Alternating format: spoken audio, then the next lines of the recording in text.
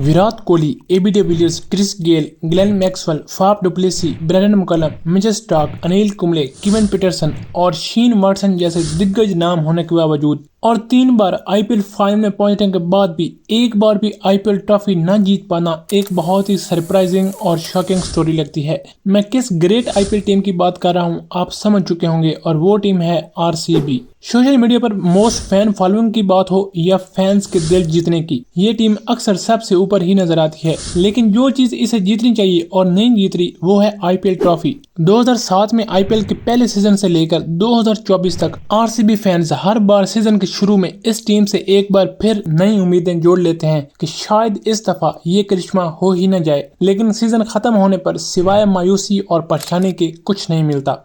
PSL की franchise Lahore कलंदर भी पहले 4 साल आरसीबी की तरह ही परफॉर्म करती थी और दोनों टीमों में काफी ज्यादा चीजें सिमिलर थीं, चाहे वो टूर्नामेंट के हाईएस्ट स्कोर का रिकॉर्ड हो, लोएस्ट टोटल का, हमेशा बड़े नामों को टीम में लेने का या पॉइंट्स टेबल पर सबसे नीचे अपनी परमानेंट सीट संभालने की बात हो। मगर लाहौर कलंदर की किस्मत तो उनकी स्ट्रैटेजी और कैप्टन बदलने से बदल गई। मगर यहाँ आरसीबी में कैप्टन, कोचेज और प्लेयर्स हर चीज बदल कर देख ली, मगर आरसीबी टीम और फैंस हर आईपीएल सीजन के खत्म होने के बाद खड़ा हूं आज भी वहीं की धुन गाते नजर आते हैं। एमएस धोनी से लेकर सचिन तेंदुलकर तक, सचिन से लेकर रोहित शर्मा, रोहित से लेकर गौतम गंभीर और गौतम से लेकर सुरेश रैना तक ऑलमोस्ट सब महान इंडियन बल्लेबाजों ने इस ट्रॉफी को जीतकर इसके करीब से दर्शन किए हैं। मगर जो नाम इस लिस्ट में नहीं है वो है किंग कोहली का, जिनका आरसीबी फैंस की तरह ये सपना अभी सपना ही रहा है। तो आइए जानते हैं आज की इस वीडियो में कि क्यों आरसीबी इतने साल आईपीएल खेलने के बावजूद इस ट्रॉफी को जीतने में कामयाब नहीं हो सकी।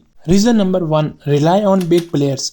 इतिहास गवाह है, इस लीग के स्टार्ट से ही इस टीम ने ज्यादा फोकस बड़े नामों पर किया है, चाहे वो राहुल द्रविड़ हो, Kevin Pietersen, Chris Gayle, Virat Kohli, AB de Villiers, Brendon McCullum या मिचेल स्टार्क। अब इसकी वजह उनकी ब्रांड प्रमोशन होती है, मार्केटिंग स्ट्रेटजी या कुछ और, ये तो आरसीबी मैनेजमेंट ही बेहतर जानती है। मसला बड़े नामों का नहीं, एक्चुअल प्रॉब्लम इज बस उन पर ही भरोसा करके बैठ जाना कि कोहली, मैक्सवेल और डुप्लेसी में से कोई एक भी चल गया तो मैच जितवा देगा। अगर ऐसा होता तो विराट और डिविलियर्स 2-3 आईपीएल ट्रॉफीज तो जीत ही चुके होते। बहुत सारे क्रिकेट लेजेंड्स ने भी आरसीबी की फेलियर की बड़ी वजह यही बताई है कि क्रिकेट एक टीम गेम है और जब तक सारे 11 प्लेयर्स कलेक्टिवली अपना 100% नहीं देंगे, आरसीबी क्या किसी भी टीम के लिए जीतना बहुत मुश्किल होगा। आरसीबी मैनेजमेंट को ये बात एटलीस्ट गुजरात टाइटंस के पहले 2 सीजन की परफॉर्मेंस को देखकर ही समझ लेनी चाहिए थी कि टीम में बड़े नाम भी हों तो टूर्नामेंट्स जीते जा सकते हैं। उसके लिए आपकी टीम का कॉम्बिनेशन अच्छा होना चाहिए, टीम की कोर मजबूत हो, टैक्टिकली स्ट्रांग हो, अपोजिशन के वीक पॉइंट्स का पता हो कि अगर प्लान ए सक्सेसफुल ना हुआ तो हमारा प्लान बी और सी क्या होंगे। जब भी आईपीएल सीजन शुरू होता है आरसीबी फैंस कोहली, डुप्लेसी और मैक्सवेल की जोड़ी को केजीएफ ट्रियो मानकर एक बार फिर उम्मीद जोड़ लेते हैं। इवन 2023 के आईपीएल सीजन में तो इन तीनों ने आरसीबी के लिए ऑलमोस्ट 75% रन्स बनाए, लेकिन उसके बावजूद रिजल्ट वही रहा जो पहले होता था।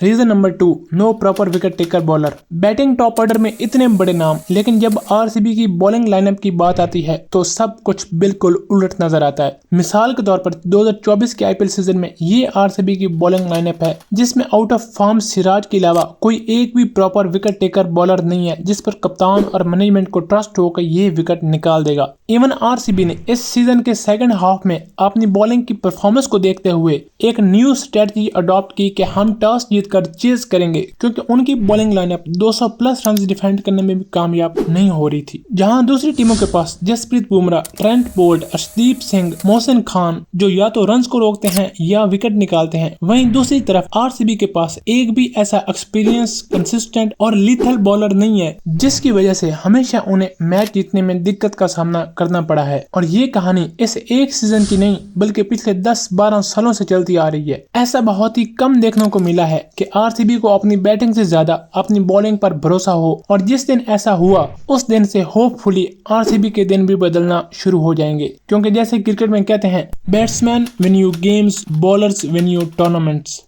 Reason number 3, poor RCB management. इससे पहले कि मैं आरसीबी मैनेजमेंट पर तनकीद करूं, मैं माइक हैसन को आरसीबी के as a chief of coaching staff appreciate करना चाहूंगा, क्योंकि आरसीबी कोई ट्रॉफी नहीं जीत पाई, इसलिए मोस्टली लोग आरसीबी मैनेजमेंट को ही तनकीद करते हैं। लेकिन माइक हैसन के 4 साल टेन्योर में आरसीबी काफी ज्यादा कंसिस्टेंट और प्रोग्रेसिव टीम के रूप में नजर आई, जिसका वाज़ेह सबूत ये है कि वो 4 सीजन में से 3 बार प्लेऑफ्स में क्वालिफाई करने में कामयाब रही। लेकिन इसके साथ ही पिछले कुछ सालों में आरसीबी मैनेजमेंट ने ऑक्शंस में और प्लेयर्स को मैनेज करने में काफी ज्यादा मिस्टेक्स की, जिसकी सबसे बड़ी मिसाल ये है कि आईपीएल के highest wicket taker Yuzvendra Chahal को रिलीज कर देना, जो आपकी टीम के लिए बेहतरीन परफॉर्म कर रहा था, वो भी उन्हें बगैर बताए। इसके बाद हसरंगा जैसे इम्पैक्टफुल प्लेयर को रिलीज करना एक बिल्कुल स्ट्रेंज मूव थी। फिर साल 2023 की ऑक्शन में अल्जारी जोसेफ को खरीदना, वो भी 11 करोड़ की एक बड़ी रकम में। हालांकि अगर वहां पर आरसीबी मैनेजमेंट थोड़ी सी स्मार्टनेस का मुजाहरा करती तो वो साउथ अफ्रीका के फास्ट बॉलर गैलेट कोटेंजी को बाय कर सकते थे, जिनको मुंबई इंडियंस ने सिर्फ 5 करोड़ में खरीदा और उनकी परफॉर्मेंस सबके सामने है।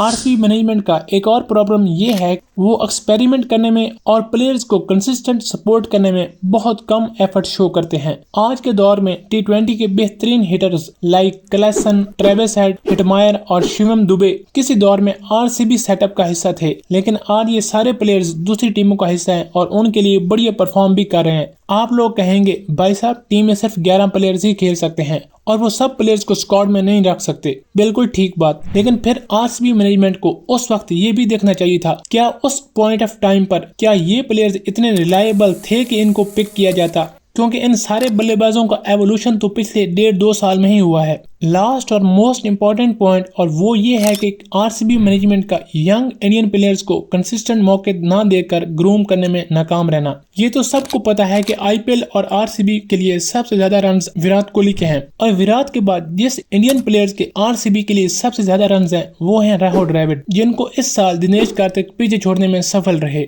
लेकिन सरप्राइजिंगली इस लिस्ट में चौथे नंबर पर देवदत्त पडिक्कल हैं, जो कि इस वक्त आरसीबी में नहीं बल्कि लखनऊ सुपर जायंट्स का हिस्सा है। देवदत्त पडिक्कल एक मैच्योर और एग्रेसिव इंडियन ओपनर था, जिसको आरसीबी सेटअप में रखकर फ्यूचर के लिए ग्रूम किया जा सकता था, मगर आरसीबी ने उसे डिसेंट परफॉर्मेंस होने के बावजूद रिलीज कर दिया। जहां एमआई ने पांड्या ब्रदर्स, ईशान किशन, तिलक वर्मा, जसप्रीत बुमराह, केकेआर ने रिकू सिंह, शुभमन गिल, वरुण चक्रवर्ती, सीएसके ने ऋतुराज गायकवाड़, रविंद्र जडेजा, दीपक चाहल और आरआर ने संजू सैमसन, जायसवाल और रिहान पराग जैसे यंग इंडियन टैलेंट को सामने लाए हैं। वहीं आरसीबी आईपीएल की इतनी बड़ी टीम होने के बावजूद विराट के बाद कोई 3 यंग इंडियन प्लेयर्स भी प्रोड्यूस करने में कामयाब नहीं हो सकी। इस लिस्ट में आरसीबी से वैध यंग इंडियन प्लेयर जो नजर आता है वो है रजत पाटीदार। जहां एमआई और सीएसके लोकल टैलेंटेड प्लेयर्स को बड़ा नाम बनाते हैं, वहीं आरसीबी बस बड़े नाम को देखती है एंड दैट्स इट। मिसाल के तौर पर शिवम दुबे को आरसीबी ने 2 सीजन के बाद ही रिलीज कर दिया और उनके ट्रू पोटेंशियल को फाइंड आउट करने में और उन्हें बैक करने में नाकाम रही। वही शिवम दुबे आज चेन्नई सुपर किंग्स के लिए एक लाजवाब रोल प्ले कर रहे हैं, क्योंकि सीएसके ने उन्हें सेंस ऑफ सिक्योरिटी दी, उन्हें बैक किया और उन्हें एक प्रॉपर रोल असाइन किया। बिल्कुल यही चीज राजस्थान रॉयल्स ने रिहान पराग के साथ की। उनके पिछले 5 सीजन परफॉर्म ना करने के बावजूद उन्होंने रिहान को बैक किया और इस साल फाइनली वो अपने टैलेंट को जस्टिफाई करते नजर आए। विराट कोहली और आरसीबी फैन होने के नाते आई विश के आरसीबी मैनेजमेंट 2025 के आईपीएल के मेगा ऑक्शन में स्मार्ट, टैक्टिकल और लॉजिकल डिसीजन मेकिंग करते हुए अच्छे प्लेयर्स को पिक करें और आरसीबी को एटलीस्ट एक आईपीएल टाइटल तो जितवा ही दें, ताकि आरसीबी मैन फैंस भी ये कह सकें क्या आप भी आरसीबी के फैन हैं और आपको क्या लगता है आरसीबी के आईपीएल ट्रॉफी ना जीतने की बड़ी वजह क्या है? अपनी कीमती राय कमेंट्स में जरूर दीजिएगा। अगर वीडियो अच्छी और इन्फॉर्मेटिव लगी हो तो काइंडली चैनल को लाइक और सब्सक्राइब जरूर कीजिएगा। वीडियो देखने के लिए बहुत बहुत शुक्रिया।